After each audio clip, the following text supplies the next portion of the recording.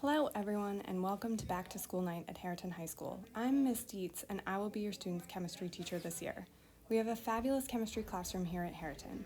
As your student walks in each day, they will find their assigned seat and look around to see all the supplies we will be using this year for our laboratory experiments.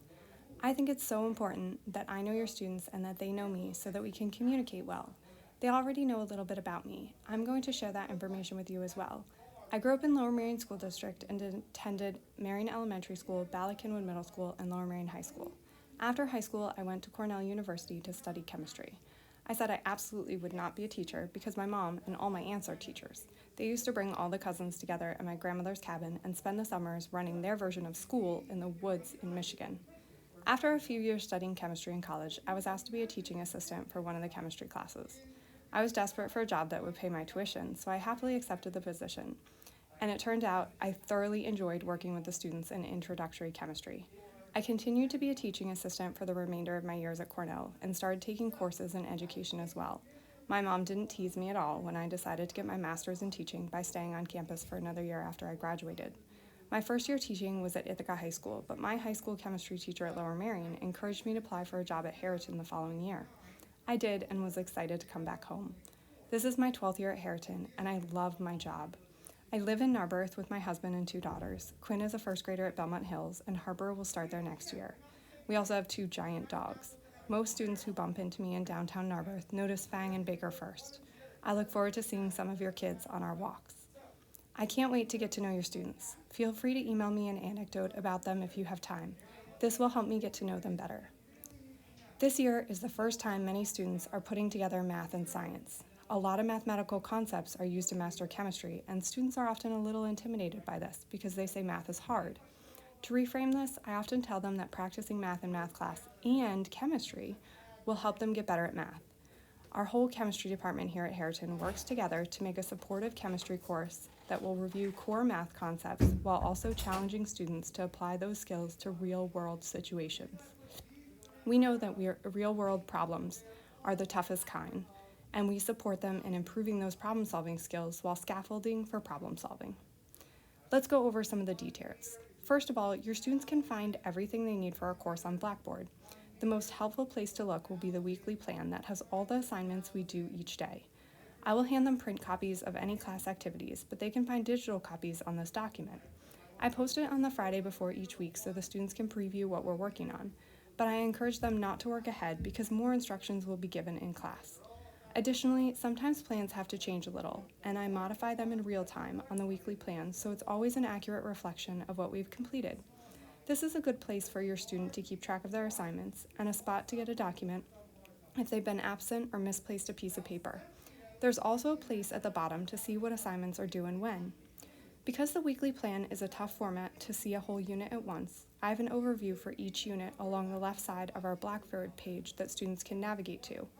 This is often helpful at the end of a unit while students are reviewing for an assessment or if they have a missing assignment and they aren't sure which day we completed it in class. This year, students will have a lot to do each day in chemistry, and you can expect that they will have a little bit of homework each night. When they come to class, they will pick up any papers we need for the day on their way in and update their table of contents in the binder to match the one at the front of the room. We will keep a table of contents for each unit and file the papers in order behind that document.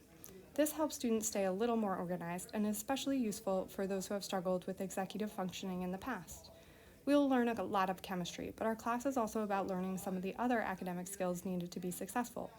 At the end of class, we will always look at the weekly plan before leaving and review what assignments are coming up. I often give multiple nights to complete assignments because I know on any given day there might already be a lot scheduled for my students: soccer games, HTC practice, piano lessons, or family commitments.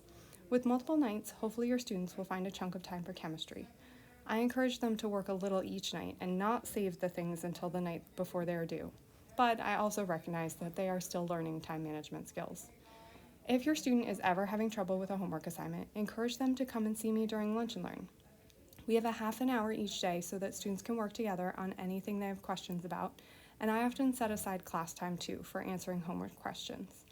If they're having trouble and for some reason cannot come to lunch and learn, you can encourage them to go to the Learning Center during a study hall. Teachers are assigned there to help students in all subjects, or to send me an email with a screenshot of their work so that I can help via email. If your student misses one homework assignment or turns in a few assignments late or doesn't do their best on an assessment, it will not have a great impact on their grade by the end of the year. By the end of the year, we'll have hundreds of points in the gradebook, which will give a very good picture of their overall performance. Any one assignment is not a big deal, but how they respond to it will be.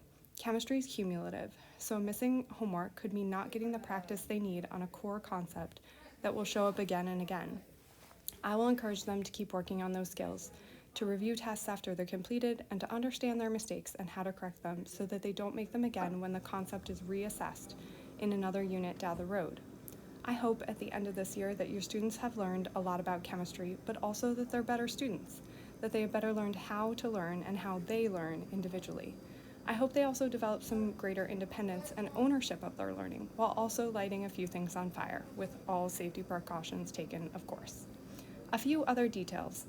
I update PowerSchool regularly. If a student is missing an assignment, there will be a 0 in PowerSchool. They can still turn that assignment for partial credit up till the end of the quarter.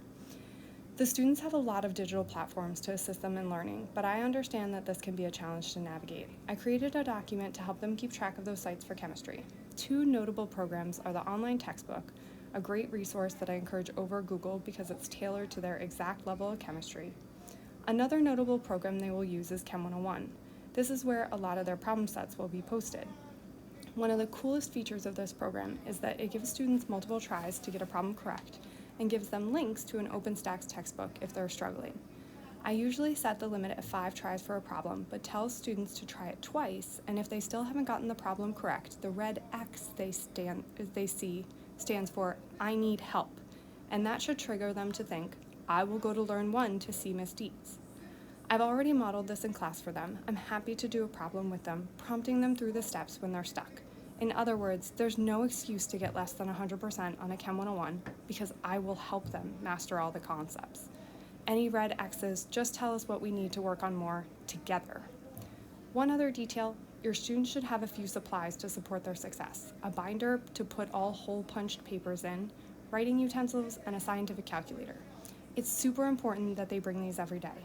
Finally, if there's ever an issue that your student is having trouble navigating on their own, feel free to reach out.